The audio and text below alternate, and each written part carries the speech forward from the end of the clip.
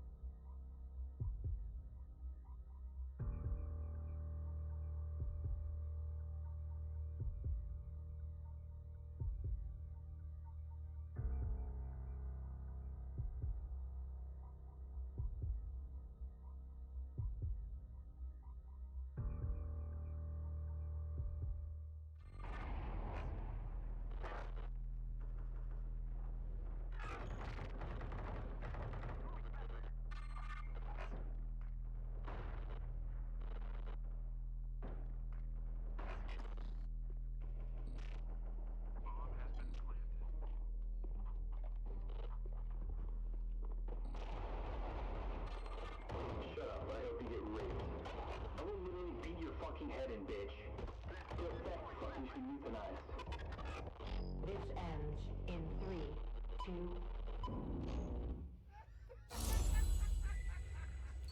Welcome everyone, we're here at Ignite Gaming Lounge. I'm Natalie Casanova, also known as Zombie Unicorn. I'm a Twitch streamer and longtime gamer, having worked in the industry for over 6 years. I'm really excited to be here today for the first ever Bully Hunters Live. This issue is a serious one, and it's really near and dear to my heart. Making gaming a more safe and special place for everyone, a more welcoming place. What if people had a battery level icon? You'd see a lot of us in need of a recharge. Thankfully, there's 5-Hour Energy. Just one shot can recharge your batteries, all the way back to 100%. 5-Hour Energy. Get back to 100%. Taunts or threats in-game.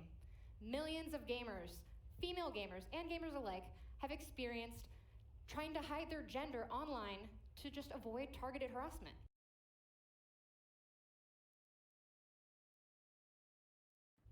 And 36% of female gamers have literally stopped playing a game or stopped playing games altogether because of this. This ends now. You can find all the sources for these statistics on bullyhunters.org. Now, I'm going to explain to you what we're doing today and who's involved.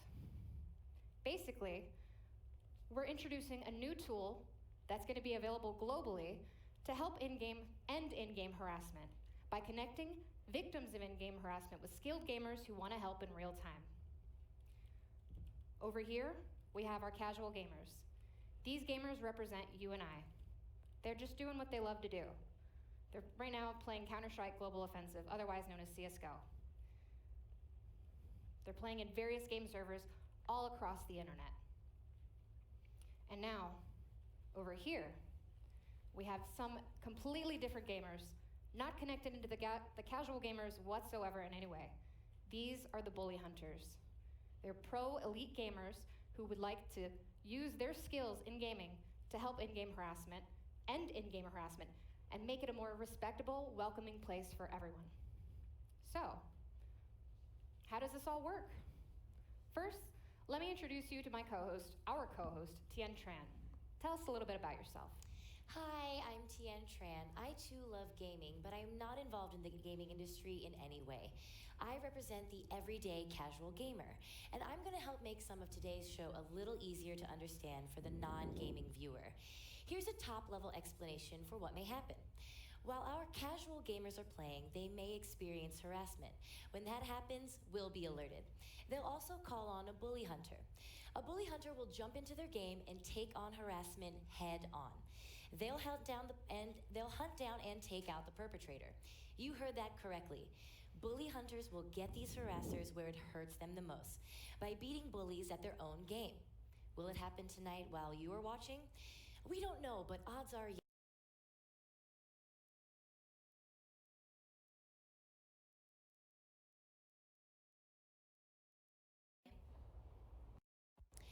Okay, we are looking at the play from our casual gamer, the Rose Thorn.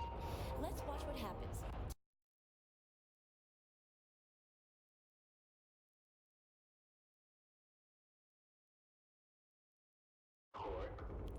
This is a type of harassment that over 21 million female gamers have experienced. It was at this moment when we saw that it was not just trash talking, it was straight up harassment. So that's when the Rose Thorn, our casual gamer, decided to call on one of our bully hunters. What the Rose Thorn did in this case was use our new tool on her mobile device. We'll show you later how our tool works. But let's see what happens now. So the bully hunter has now been alerted and should be joining the game soon. Okay, pause right there. Now zoom in to the bottom left corner. It says our bully hunter has just entered the game. See, bully hunter 77 has joined the game. Now our victim, the Rose Thorn, and our bully hunter can communicate with one another. Let's take a look at how that plays out. Now let's zoom out and roll the footage, please.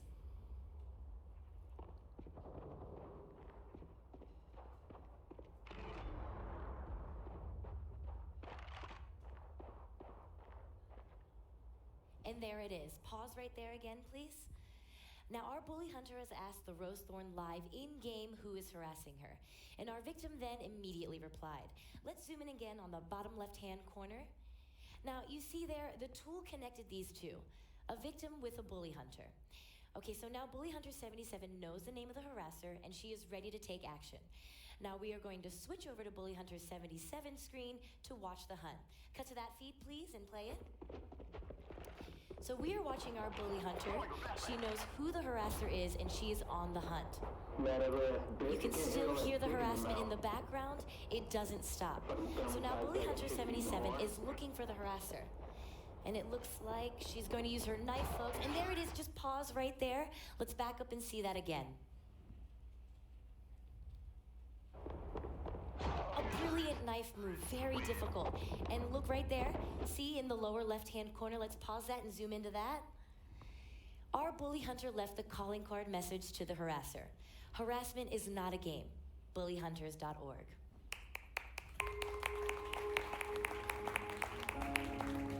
Now that's what this is all about, removing harassment from gaming. Harassment has no place here. So as you witnessed in this bully hunter, and you can find the tool at bullyhunters.org. And again, it's a tool available to everyone around the globe that we provide as a group of pro gamers. SteelSeries, Vertigear, Now, CyberPower PC, and Diverse Gaming Coalition, to name just a few. This tool connects victims of harassment with highly skilled gamers in real time, whether you're male or female. We are looking for people who want to fight against injustice and harassment. Now let's take a look at the website right now and explain exactly how it works. Load the website, please. Now, as you can see on bullyhunters.org, you can call a bully hunter or become a bully hunter. The Rose Thorn, our casual gamer in the hunt you just witnessed, used the mobile version of this website and tapped Call a Bully Hunter. Now let's use a situation between the Rose Thorn and Bully Hunter 77 to explain to everyone how the tool works. Now let's see that. So what the Rose Thorn had done was gone to our website and select Call a Bully Hunter. As you can see, there is an army of bully hunters who have unique names and ratings. She then logged on through her Steam account, and we'll switch to that right now. And once she was done, it took her to a screen where she could select Locate a Hunter. She was then matched with Bully Hunter 77, who added her on Steam. You see, it says Bully Hunter 77 will send you a friend invite. This screen then reminded her to invite the Bully Hunter to the game. And after the hunt, she could add a rating based on her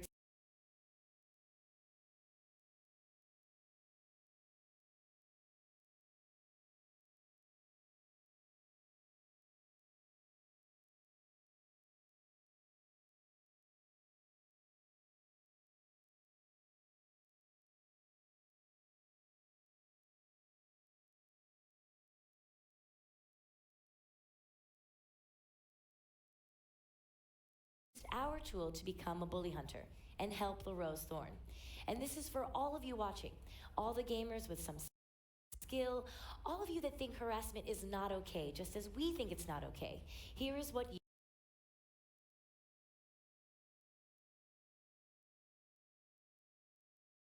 you can do. Now let's see that. So what Bully Hunter 77 did was click Become a Bully Hunter. Then she logged in with her Steam account. The Bully Hunters tool will qualify you according to your kill ratio, hours played, and reports within CSGO. But don't think this means you need to be a pro. If you game, whether you are pro or casual, male or female, there's a place for you. So if you qualify, you will be asked to accept the Bully Hunters Code of Conduct, which ensures that every gamer understands the responsibility that comes with becoming a bully hunter. In this example, she decided to accept the code of conduct and was immediately given a new identity, Bully Hunter 77. At this point, bully hunters can officially be called upon at any time. All Bully Hunter 77 did was add the Rose Thorn on Steam and then accept her invite to join the game. Once the hunt is complete, a bully hunter can verify whether the hunt was completed and whether the request was valid.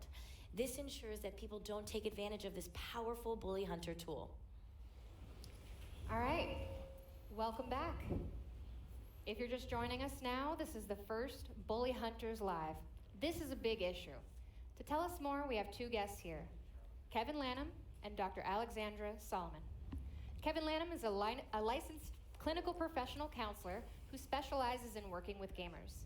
He's a graduate of Northwestern University and has a thriving clinical practice in Chicago.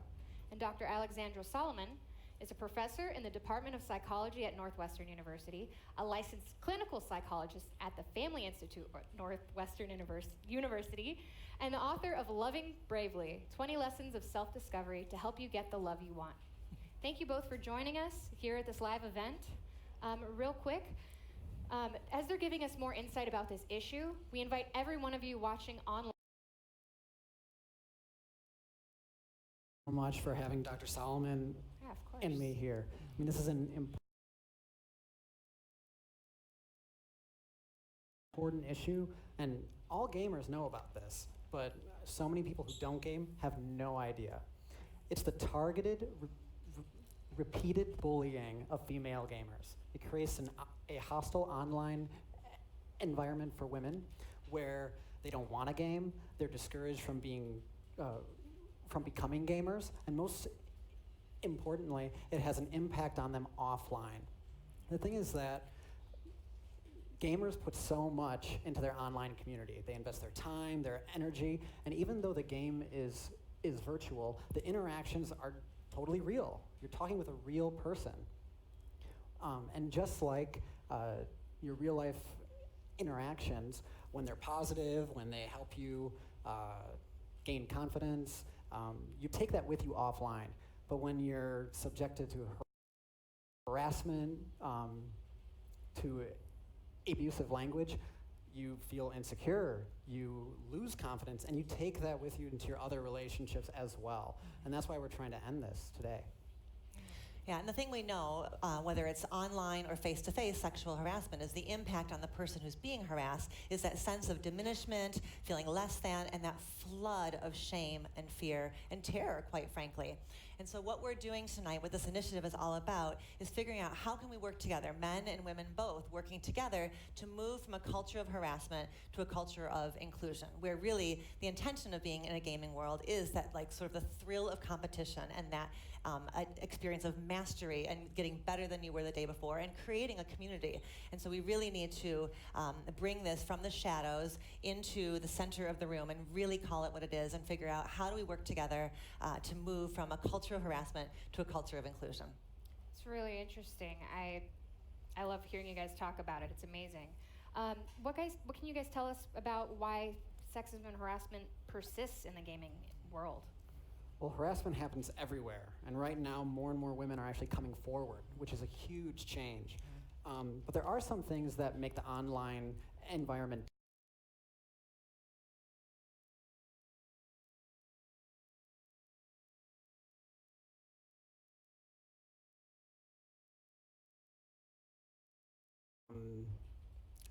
also, you don't get feedback from the person that you're harassing. If I were to say something horrible to you, I would see your face and I would feel terrible, right? Empathy is more difficult online for that reason. You know, second, women are often viewed as sexual objects online. I mean, games are really catering towards men's fantasies of being dominant, in control, and it's not really taking in the female perspective. And when the game is really playing up these ideas, it also flows into the communication between gamers and these female gamers.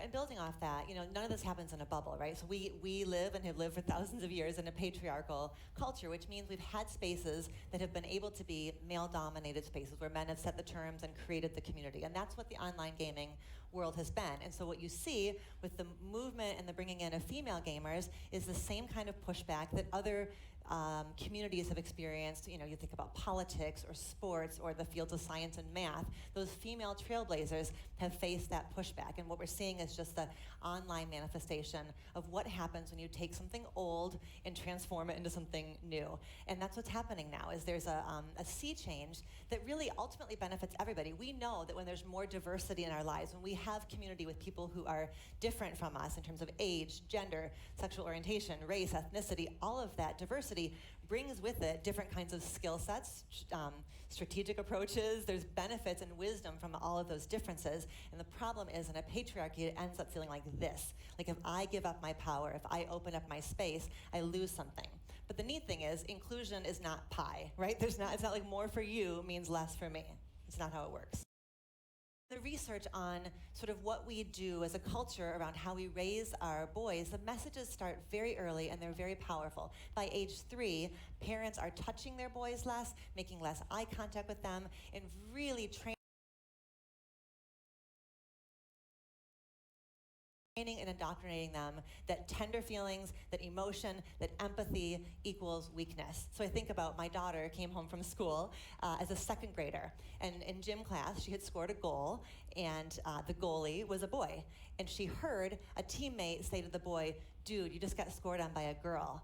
And she came home and told me the story, and she was confused. Like, she knew something didn't feel right. She was sort of the butt of a joke of some kind, but in her mind it didn't add up. Like, she was an athlete, she knew her stuff, she scored. And so it was kind of that early lesson, and really powerful for me as a mom to see that by age 7, boys are taught to fear losing and they're taught especially to fear losing to a girl. And so when that's been the conditioning again and again and again of don't be like a girl, don't cry, don't show weakness, it's no surprise that the response to balance that out is rage, intimidation, and misuse of power.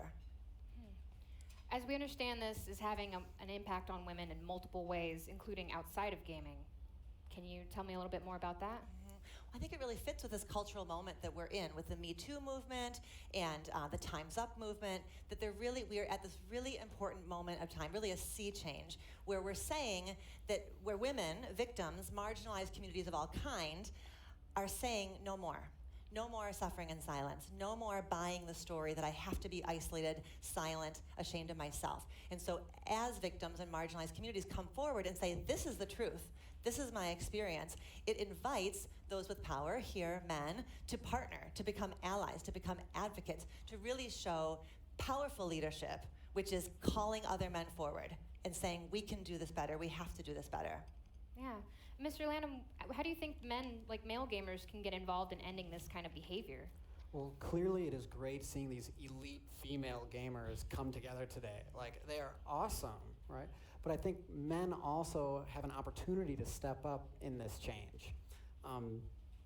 You know, part of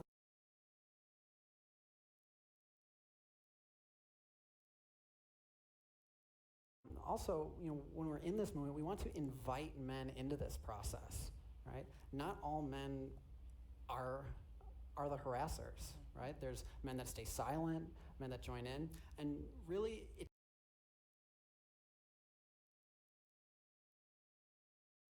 takes men challenging and calling out other men when they're seeing harassment. Like, hey dude, what are you doing? Like, what's going on? One of the things that is, you know, I think what a lot of guys are like really worried about are people telling them what to say. And this isn't about being word police or keeping everything PC. It's like challenging your ideas of like, why would you want to hurt other people? Why would you want to create this environment where women don't want to be here? Actually, there's a lot more back and forth that can happen when we're all gaming together.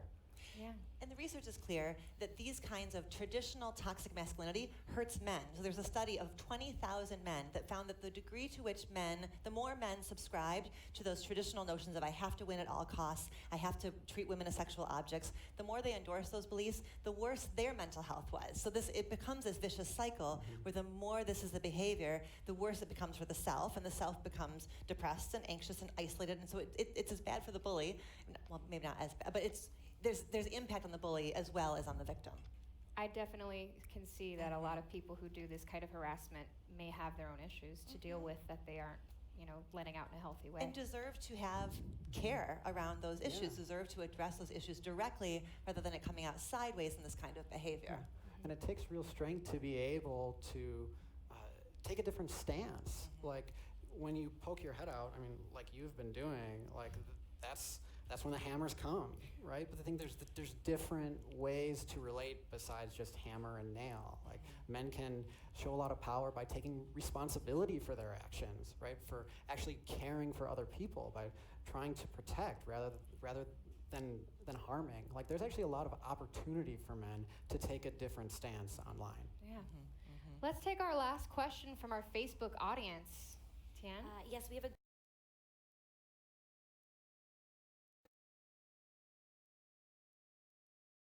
part of it is that trash talk is really about like the thrill of the game. The trash talk is about I'm elevating myself and improving my game, but not at the expense of you. So it's bringing myself up without conversely putting you down. So that's one of the elements of it. Oh, Mr. Lane, I'm Dr. Solomon. I'm so sorry to interrupt, but there is something we need to show the audience right now. In just a second here, the lights have come down, and that is a signal for a bully hunt. Now let's see exactly how a bully hunt works. This is our casual gamer, Pink Light 23, who has been harassed in-game. That's her, but let's cut to her feed. So we can see right now that we're in Pink Light 23.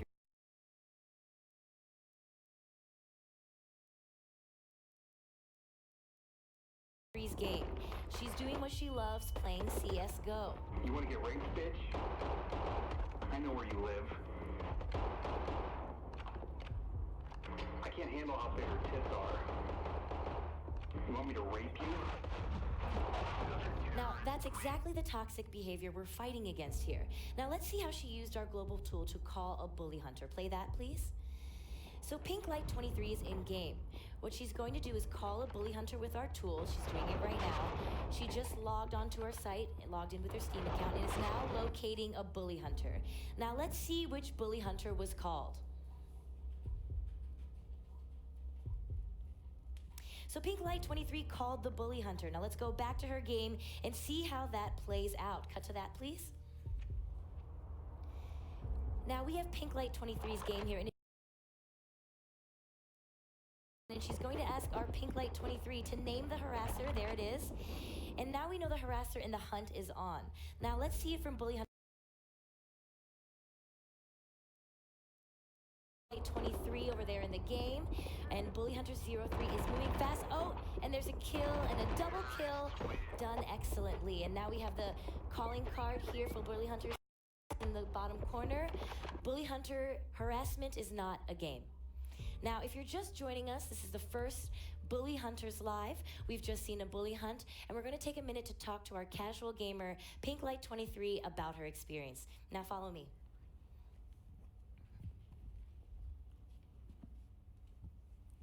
Sorry to interrupt you there. What's your name? My name is Gretchen. Gretchen, thank you so much for joining us. Now, it was very hard to watch that harassment. As a female gamer, do you experience a lot of in-game harassment? Oh, absolutely. And what kind of forms does that take? Anywhere from in-game trash talk, which can be normal, but sometimes it gets pretty sexual and sounds pretty dangerous when they start threatening you, and then the DMs start coming, so that starts getting pretty scary. Right, so that sort of like violent language that's being used, how does that affect you as a gamer? Sometimes in-game, when it's trash talk, it's not a big deal, but when it starts feeling more personal, getting into DMs, and you start getting threats like they're going to come find you, or they know where you are, some of that stuff is trash talk, but it gets pretty scary when they start harassing you nonstop and those DMs won't stop coming. Right, and do you feel like that kind of dissuades you from continuing to play? There are times where it gets pretty tough, Yeah. and you just want to take a break. Yeah. Well, thank you so much for sharing. It's very brave of you to be here today. Back to you, Natalie. All right, well, thank you for your patience. If you've just tuned in, we're talking to Kevin Lanham and Dr. Alexandra Solomon. You were talking about harassment in gaming, and you're about to answer one of our Facebook comments. It was about how to differentiate trash talk from harassment. Yeah, well, the first point I was thinking about is it's about the intention. So the intention of trash talk is really just kind of elevating my play, but not at the expense of you. So the intention is to kind of bring myself more intentionally into the game, be more competitive, like bring my edge up, but not at the expense of bringing you down. Where the intention of harassment really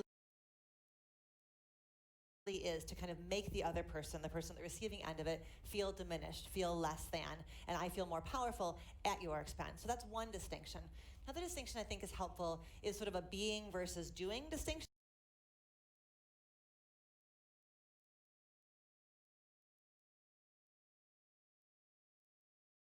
Sexual orientation, gender, race, all of that.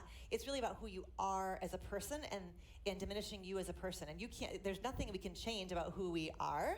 We can sort of use the competitive environment to sort of push ourselves forward, but harassment really makes the person on the receiving end feel less than and inferior. And the problem, as Kevin was saying earlier about the online community, is you don't have that feedback loop the way that you would when you were playing side by side, and I could cue to you, like, dude, like that was a bit too much, like tone it down, which is why what's happening tonight is so important. It's we're providing that feedback loop in the online world. Yeah. Well, thank you guys so much for your time.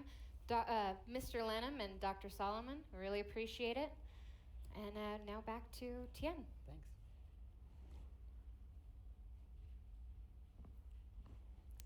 As of now, our new global tool works on CSGO, which is used by 25 million gamers. CSGO is just a start with this tool. But for gamers experiencing harassment in any game, there's a Bully Hunter field guide. Now, this will help every gamer fight against sexual harassment in gaming, and you will find a field guide with every special edition headset. You can also download it at bullyhunters.org. Now, let's see what it looks like inside. Now, in this field guide, you will understand the difference between trash talk and harassment, and you'll learn how to deal with it. Natalie? All right. Now we have with us Paloma Delgado of the National Organization for Women, or NOW. Paloma, please join me. This is the field guide, by the way. It's pretty cool. It's got a lot of interesting stuff in here. Hi, Paloma. So, while you get settled here, I just want to ask you, this initiative resonates with a lot of other larger cultural movements happening around the world right now. So, can you tell us a little bit more about those and why this might be important for them? Absolutely. First of all, we need to acknowledge the fact that none of us exist in a bubble. We're a part of and affected by cultural movements, even if we're not specifically a part of that group. In this case, we want to create a cultural movement that tells women that the harassment they face online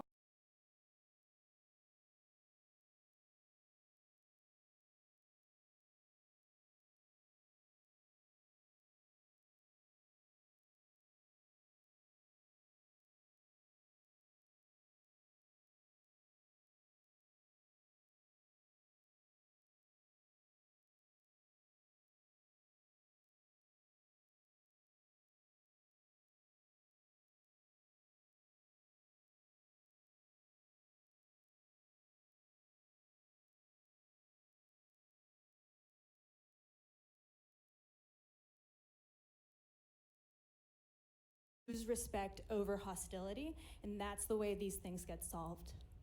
Yeah, that's true. So what you're saying is that, harassment in gaming affects women outside of gaming as well.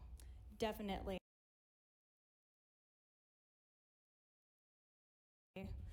So the thing is that, again, none of us exist in a bubble, right? Even if you're not a gamer, think about it this way. There are still spaces that exist in which harassment is not just accepted, it's the norm. This is what women have to go through all the time. I find it extremely disturbing that this is the sort of behavior that people expect all the time when they log into their computers. And the bottom line is that we're not gonna have full equality until women are treated equally in their professional lives, their personal lives, and their online lives. Yeah, and it's not about any special treatment, it's just about being treated equally. That's all we're asking for. Yeah. Well, thank you so much, Paloma. We really appreciate it. And that's right, guys. This is a really important message, and anyone can show support by sharing the campaign, changing their profile picture, getting the message out there that harassment in gaming is just not okay. And the more we can raise for the awareness of the problem, the larger impact we can have. Now, it's been an amazing day today, and we've launched our global tool, which fought bullies and in-game harassment. Here are some bully hunt highlights from today. Cue highlights, please. Bitch, I know where you live. I'm gonna find you and I'm gonna rape you. You stupid gamer whore bitch.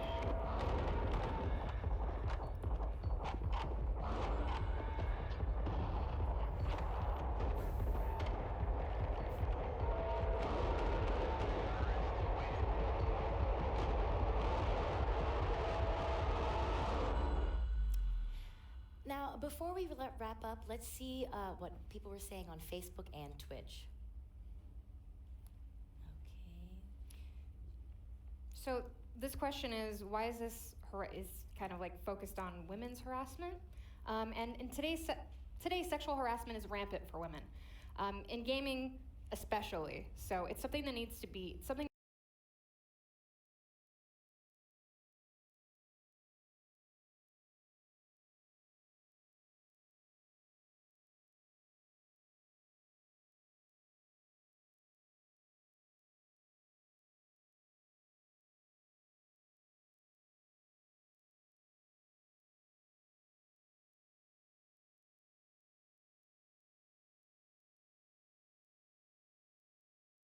Other harassers through gameplay, and will eliminate them from the game using their skills and talent, not harassment. Now, we've done so much today, but the fight isn't over. Yeah. Please go to bullyhunters.org, use our global tool, become a hunter, call a hunter, show your support, by sharing our message, just stand up for what's right here. Together we can really make an impact and end in-game harassment. So thank you for watching.